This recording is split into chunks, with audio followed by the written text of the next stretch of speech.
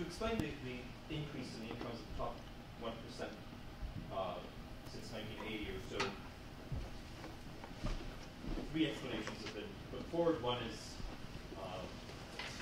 return to stills, which you showed doesn't really work comparatively.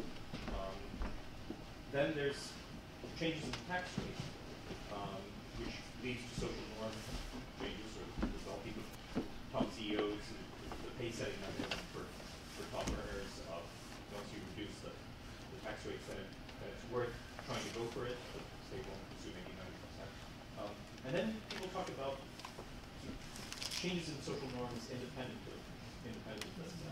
And I'd love to hear you perhaps speculate a little bit more about where these changes in social norms come from, and whether the changes in social norms apply really only to the people at the top, or whether you think they extend all the way down to society. There's certainly this idea of meritocracy. That is a way of getting ordinary people to say, well, yes, that's justified. These CEOs are doing heroic things, right? Greed is good. These are heroic figures. But I note that when I display this kind of information on American income inequality to undergraduate students, they're shocked. And some people argue that only really the Occupy movement brought this issue to the greater consciousness. People were aware of it, but they didn't realize how much it is. And so in a sense, there might be an unmasking of how unfair this is.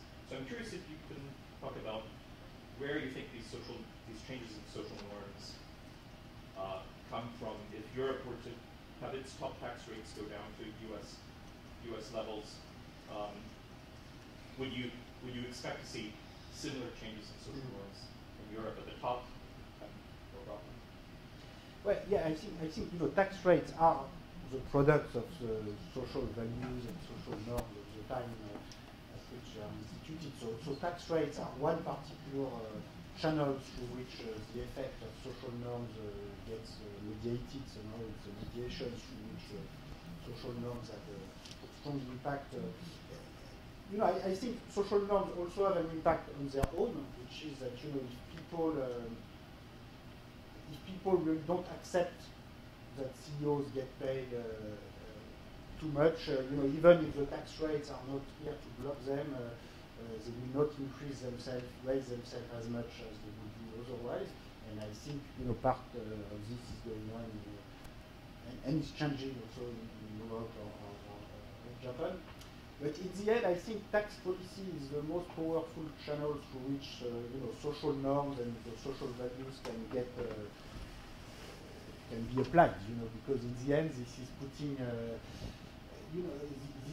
a strong constraint, and I think this is basically almost the only way to calm down the process. In the sense that if you just do ethical code or whatever. Appeal to moderation and moral social consciousness of firms, etc. I think in the end it is not having so much of an impact. And now the problem with the tax approach, of course, is that it requires historically it requires really huge political and economic shocks for this radical change in tax policy to happen. Basically the world was close to complete collapse.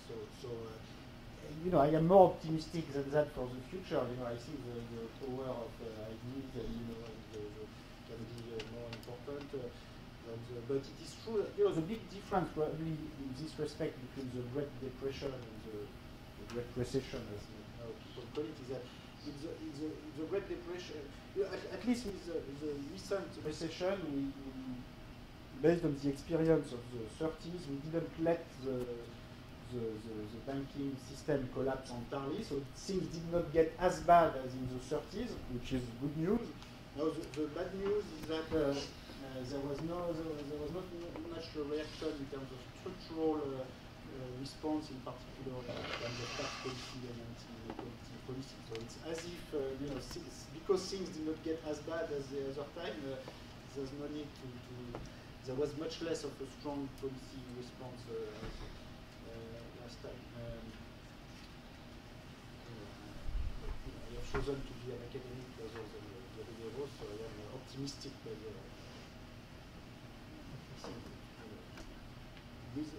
But it's true that the record of the 20th century is not pushing toward peaceful social democratic debate. Did not lead to the rise of tax progressivity. The chaos led to the rise of tax progressivity. to summarize the experience. So that doesn't mean that rational debate is not going to work better in the future, but it's true that the record is